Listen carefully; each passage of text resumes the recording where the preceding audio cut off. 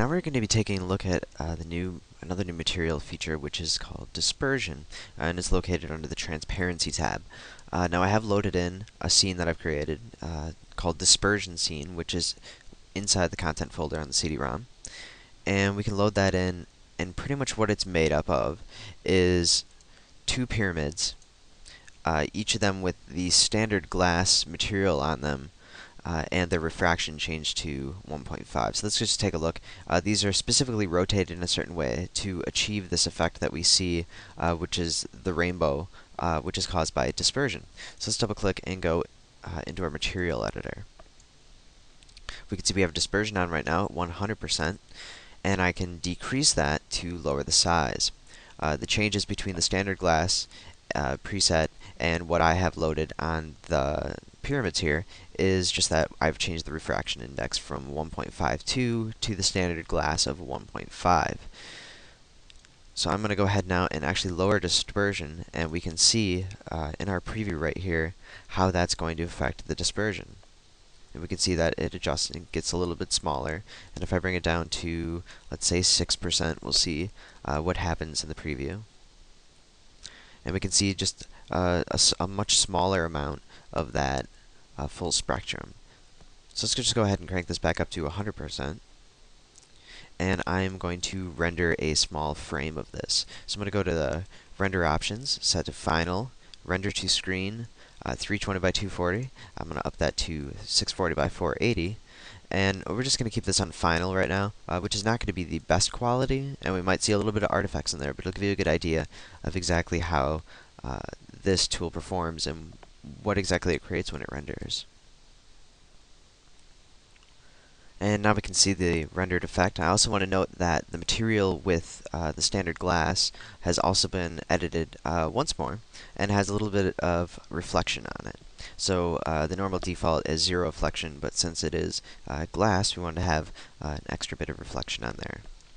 So if we take a look, we can see we do have a few artifacts in here, which will come out when we render at higher effect settings. I also want to note that we do have to make sure there is a setting turned on while we're rendering, and I'll show you that in just a sec. But first, let's take a look at the post-render options, which gives us the ability to have the natural film response, which is really neat, which is covered more in another chapter.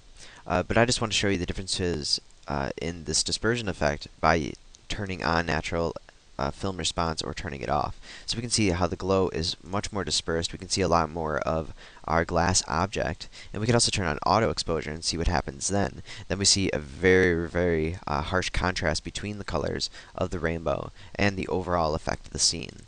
So keep that in mind as well when you're going to be editing these caustic types of effects, because they can play out a lot differently when you're using auto exposure and natural film response.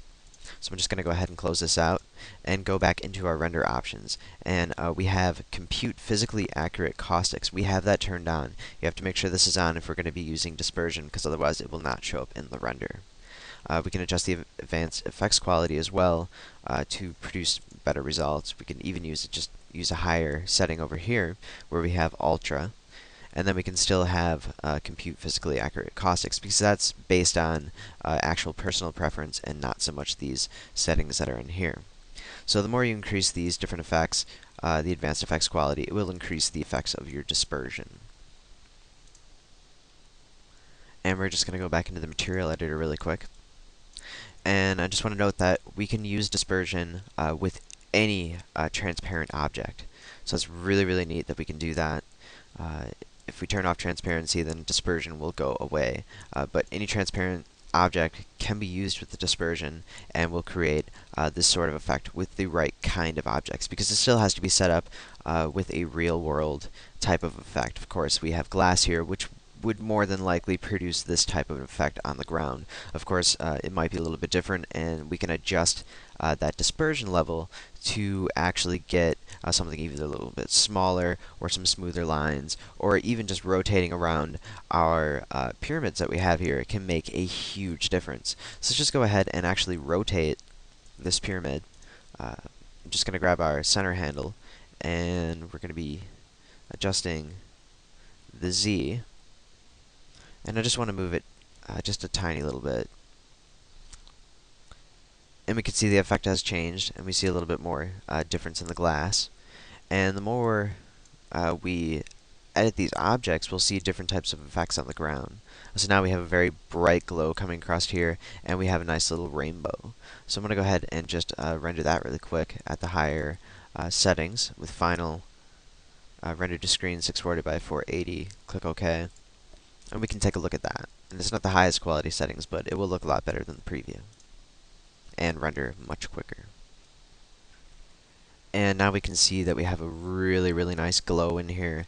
And also keep in mind that we do have that natural film response on, which if we can look at the preview, we can see how big the differences are. I'm going to turn on or turn off natural film response and then click OK. We also have copy settings to scene in here, which will automatically apply this to our render. So now we can see what it looks like without that effect on. And it's completely different, and I really prefer that natural film response.